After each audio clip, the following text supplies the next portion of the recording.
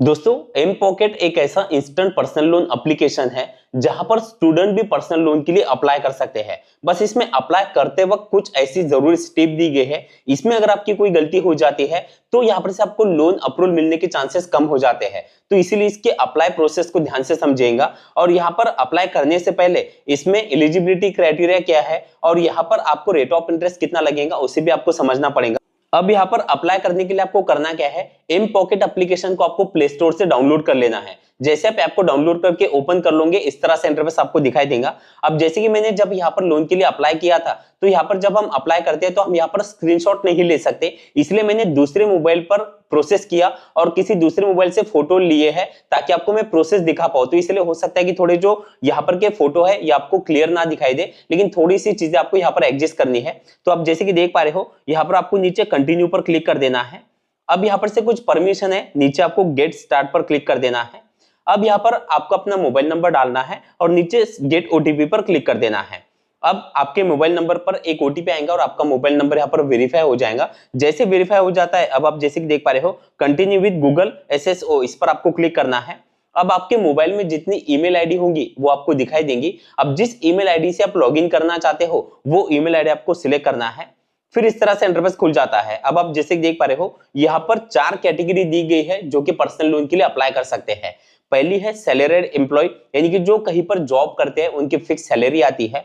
दूसरे है self employed. अब सेल्फ एम्प्लॉयड में कई कैटेगरी होती है, यानी कि जैसे आप कोई एक ऐसा काम कर रहे हो जिसमें आपकी कमाई तो होती है लेकिन वहां पर से आपको कोई सैलरी स्लिप नहीं मिलती, या फिर आप कभी कॉन्ट्रेक्चुअल काम यानी कभी कभी काम करते हो तो भी आप उस कैटेगरी के लिए आप सेल्फ एम्प्लॉयड वाला ऑप्शन सिलेक्ट कर सकते हो। दूसरा है कॉलेज स्टूडेंट। जैसे कि मैंने आपको बताया था कि यहाँ पर कॉलेज स्टूडेंट जो है वो भी पर्सनल लोन के लिए अप्लाई कर सकते हैं। और चौथा है डिलीवरी पार्टनर, यानी कि जो डिलीवरी जॉब करते हैं वो भी यहाँ पर पर्सनल लोन के लिए अप्लाई कर सकते हैं। अब आपको क्या करना है, अपनी जो कैटेगरी है वो पहले आपको सिलेक्ट करना है और नीचे आपको कंटिन्यू पर क्लिक कर देना है।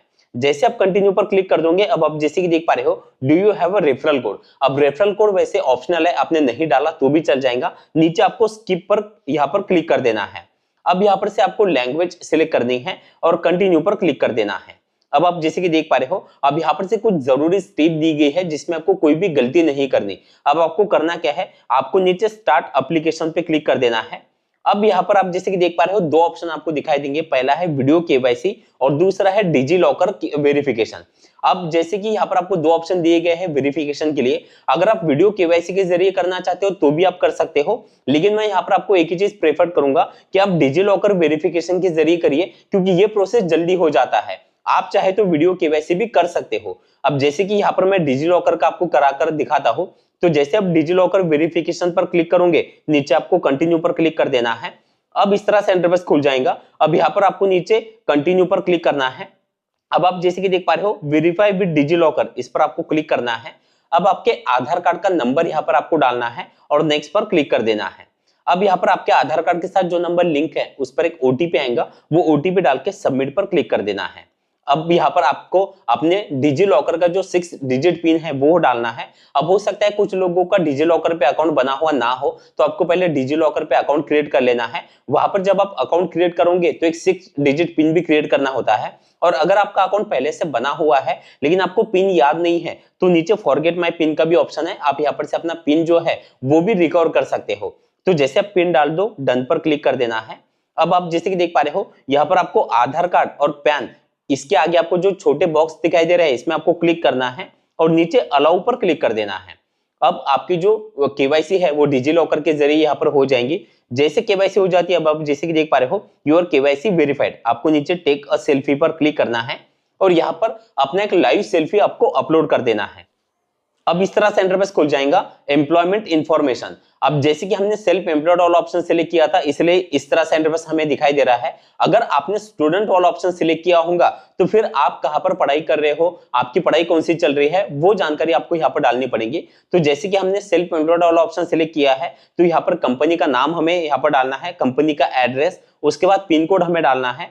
हमारा जो काम है वो पार्ट टाइम है या फुल टाइम है वो हमें सिलेक्ट करना है। उसके बाद नीचे आप जैसे देख पा रहे हो ऑक्यूपेशन, यानी आप करते क्या हो।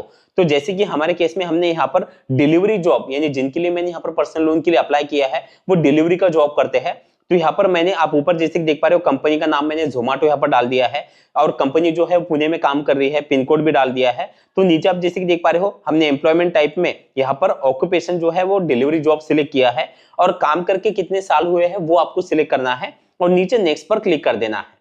अब इस तरह से इंटरफेस खुल जाएगा। अब जैसे कि मैंने डिलीवरी जॉब वाला ऑप्शन सिलेक्ट किया है तो किस कंपनी में डिलीवरी का जॉब किया जाता है, तो यहाँ पर आप जैसे कि देख पा रहे हो कई कंपनी के नाम दिखाई दे रहे हैं। आपको कंटिन्यू पर क्लिक करना है, फिर यहाँ पर फिर से ओके एंड कंटिन्यू पर क्लिक करना है। अब यहाँ पर से कंपनी यानी जिस कंपनी में काम किया जा रहा है वो कंपनी का नाम आपको सर्च करना है।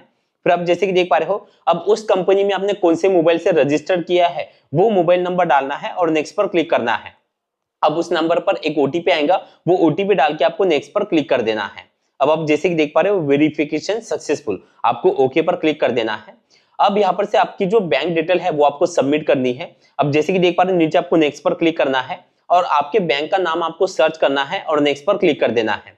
अब इस तरह से इंटरफेस आपको दिखाई देगा, आपको फिर से नीचे नेक्स्ट पर क्लिक कर देना है। अब आपके मोबाइल नंबर पर जो आपके बैंक अकाउंट के साथ मोबाइल नंबर लिंक है उस पर एक ओटीपी आएगा, वो ओटीपी डाल के नीचे वेरीफाई ओटीपी पर क्लिक कर देना है। अब आपकी बैंक आपको यहाँ पर दिखाई देंगी, आपको अप्रूव पर क्लिक कर देना है। अब आप जैसे देख पा रहे हो आपकी जो बैंक है वो यहाँ पर एम पॉकेट के साथ ऑटोमेटिक जो है वो लिंक हो जाएंगी। जैसे लिंक हो जाती है आपको फिर से यहाँ पर नीचे नेक्स्ट पर क्लिक करना है।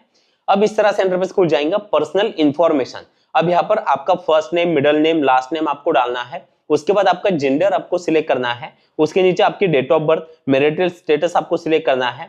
आपका क्वालिफिकेशन क्या हुआ है वो आपको सिलेक्ट करना है। आपके फादर का नेम, मदर का नेम आपको यहाँ पर डालना है और नीचे नेक्स्ट पर क्लिक कर देना है। अब आप जैसे कि देख पा रहे हो यहाँ पर आपका जो मोबाइल नंबर है वो आपको दिखाई देगा। ये मोबाइल नंबर आपका व्हाट्सएप पे है या नहीं है, यस या नो पर आपको क्लिक करना है और नेक्स्ट पर क्लिक कर देना है। अब आपका जो परमानेंट एड्रेस है वो आपको दिखाई देगा। अगर आपका एड्रेस आप चेंज करना चाहते हो तो भी आप कर सकते हो। नीचे पिन कोड, उसके बाद आप जैसे कि देख पा रहे हो सेम एज परमानेंट एड्रेस, यानी कि आपके आईडी पर जो एड्रेस है आधार कार्ड पर और आपका करंट एड्रेस अगर अलग है तो फिर नीचे आपको आपका करंट एड्रेस जो है वो डालना है। लेकिन आधार कार्ड का एड्रेस और आपका करंट एड्रेस अगर सेम है तो नीचे आप जैसे कि देख पा रहे हो सेम एज परमानेंट एड्रेस, इस पर आपको क्लिक कर देना है और नेक्स्ट पर क्लिक कर देना है।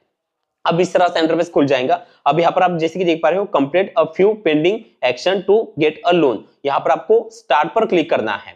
अब यहाँ पर आपको अपनी जो बैंक डिटेल है आप जैसे कि देख पा रहे हो ऐड बैंक अकाउंट, इस पर आपको क्लिक करना है और आपकी जो बैंक है वो यहाँ पर आपको फिर से लिंक करनी है।